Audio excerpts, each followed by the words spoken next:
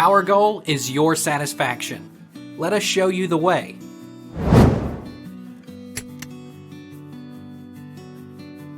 What can I use if I don't have baking soda?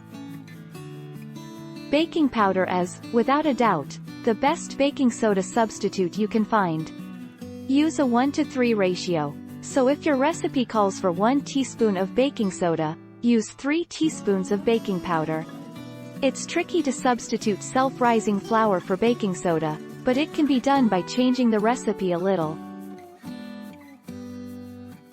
What is a substitute for baking soda and baking powder? Self-rising flour. If you're out of both baking soda and baking powder, self-rising flour might be a good alternative.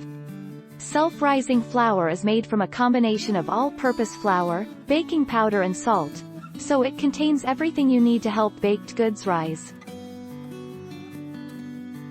Can I make my own baking soda?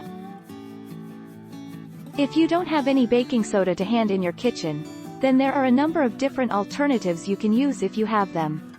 You can use baking powder, baker's ammonia, potassium bicarbonate and salt, or self-rising flour.